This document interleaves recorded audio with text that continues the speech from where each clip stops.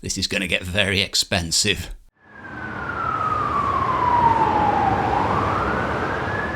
So off we go for another day's urban shooting in my favourite location, which is Liverpool city centre. Off to a flying start. Shame I missed his feet on this one, isn't it? But there we go, a bit of Delta 3200, plenty of grit and grain in there. Now around the city centre you are never short of locations, and as I've said on many occasions, they're changing all the time.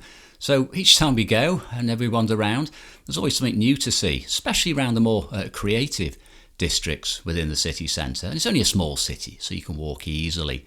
And here's an example of the natural framing, maybe a little bit contrived, but you've got to get off to a start, haven't you? And I do like the look of the car park, or the car lot if you're American, in Delta 3200. It just gives all that atmosphere, doesn't it? So, wandering around, a couple of cameras today, Olympus XA2 with colour, Portra 800, and a Nikon FE with Delta 3200 rated at 1600. You always rated at 1600, by the way, if you want good results, but I'll talk about that another time. So look at the colours out of that Portra 800. It may cost an arm and a leg, but just wow, superb colours. It's by far my favourite colour film these days, by the way.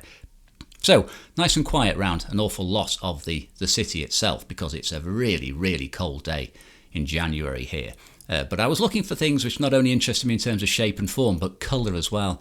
Because having that Delta, having that Portra 800 with me, I wasn't going to pass up the opportunities to make the most of these superb buildings. A lot of urban regeneration going on around this part of Liverpool at the moment, which spoils some things for me. I like the old derelict parts and the old signage, but also you're getting new life breathed into the city, which is always a good thing. You know, we can't survive on history alone, although Britain is a bit of a museum half the time. Quite like this because you've got kitchen street, you know, kitchen, bins, graffiti, a bit incongruous, but I think it suited the black and white better. I did ask Robin here to get back into the scene and look edgy. Come on, give me edgy, Robin. Yeah, it's more like it, edgy. Oh, and apologies, Tiny Planet. I just couldn't resist it. 360 cameras. Anyway, back to the real world. Wandering around, I often come back to the same locations as I do in landscapes because I can't resist them. I always tell myself I'm not going to shoot the things I've shot before, but you know, the weather's different, and on your way to new spots, you do tend to pick up the old favourites. And again, look at the colour and look at the fading, the patina on that. And I will say about this little XA2, the lens is superb. Oh, must resist, no, sod it. I always take this when I'm there. I mean, how long is it going to be there for? I do hope they preserve this. They, I don't know, encase it in plastic or resin or something, because once it's gone, it's gone. And this is the sort of Baltic Triangle area now, which is very creative. There's always new graffiti and artwork going up, and it's to a very high standard. I'm using a bit of differential focus here to sort of place the emphasis on the foreground and sort of lead you into the background mural. Again, I didn't want colour. It's a little bit distracting. It was all about the shapes. As is the case with this one here, car, cooking oil, what's it saying? I don't know, I just love it. It's nice and simple, straightforward, slight tilt on it.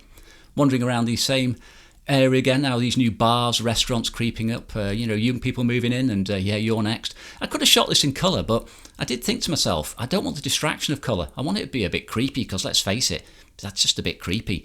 Whereas this thing is colourful, and although I shot a few frames, I think I included too much detail in there. So I went back to looking for shapes and forms. This is all about rectangles, squares.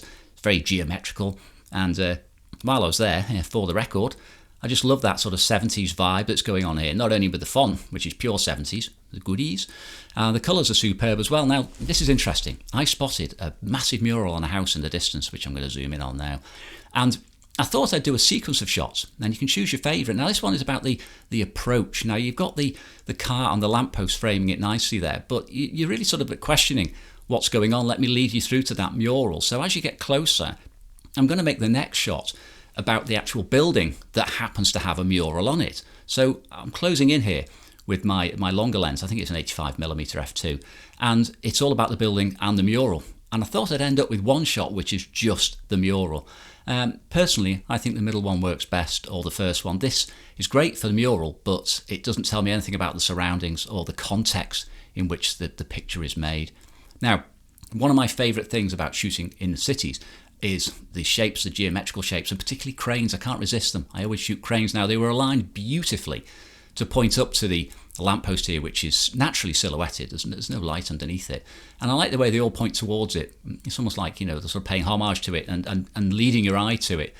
Probably one of my favourite shots of the day before lunch, down at Duke Street Market. But that doesn't mean we're going to stop taking photos. Oh no, there's photos everywhere, even when you're having lunch. And it was a fantastic vegan burrito, by the way, highly recommended, but not as nice as a Nikon FE with Delta 3200 loaded. Now, after lunch, it was very wet, very windy, and very cold. So it was hoods up, but undaunted. We plodded around the city. And you've got to keep your spirits up here. So you need to dive into buildings and doorways. I love the colours, by the way, on this. It's getting that whole 70s or 60s vibe. Just look at it. It's absolutely magnificent. Even though, we were actually patting ourselves on the back here. I'll be honest, we were quite smug that we were still photographing in weather that ducks hide away in. And I'm still getting some interesting shots. But look at the murals, look at the artwork around the city. Fantastic. And this is the Picton library, which is great, but it looks better in sun with infrared film. And I have taken far better pictures, so I'm not going to waste any time in this video showing you mediocre shots, but still worth wandering around. So another cup of tea, coffee, cake in the Walker Art Gallery in the cafe there. But as I said before, just because you're in a cafe doesn't mean you're going to pass up opportunities to shoot some of the beautiful architecture. Just look at that. Delta 3200. Superb grain structure. Lovely mood and atmosphere. Liverpool's Flatiron. And it was a challenge. It was a challenge. And getting inside, and this is one of my favourites again, getting inside and shooting some of those beautiful neon lights with a normal rated film, not a tungsten rated film like this Portra 800. Fantastic. And the XA2 is doing me proud here. I mean, I'm getting God knows what shutter speed because it doesn't tell you. But I only had one shaky photo on the day, just one. And of course with the Delta 3200, rated at 1600 with prime lenses. By the way, I took a 28 f2.8 and an 85 f2 for the black and white shots. No camera shake, everything's pin sharp, superb, very well damped shutter and mirror on those old Nikon FEs. But look at this is giving you an idea now of how brave and just how dedicated to our art we are, how lucky you are to have us out there so you don't have to. Like blooming freezing as well, and we were very uncomfortable. So every opportunity, as you can see here, we were undercover, but at some point you've got to get out again, and this is colour. Now just look at what Portra 800 has done here to these colours and to the level of detail from this little XA2 point and shoot from the 1980s. By the way, XA2 was the first camera I ever bought, and I'm going to talk about that in a future video. But look at the reds, look at the absolute beautiful colours in the rain, colour film in the rain, the saturation, especially this Portra 800. For me, it's a nicer film than Portra 400. I think you need a lot more light with Portra 400. So anyway, as the light levels, speaking of which, started to dip, and we were heading up in Chinatown. Oh, fantastic, happy days. And we were out about at the top of Liverpool, near Bowl Street now. It was all about neon signage. Now, I thought these would look good, but I'm not going to show you many of them because not many of them did look good. Quite like this one in black and white. It's got the mood, it's got the atmosphere. Had to lighten the shadows a little bit in there, but still the grain structure is, I think, really nice and appropriate for the scenery. And one last colour one here, just to show again. The shutter went click, click, so I assume it was something like about a 15th or an 8th of a second, but it's really sharp because those little cameras are so easy to hold steady. And that roll of Portra 800, it might cost me £20+, but worth every penny. So, hope you enjoyed my little wander around the city with Robin, and I will see you again on the next trip.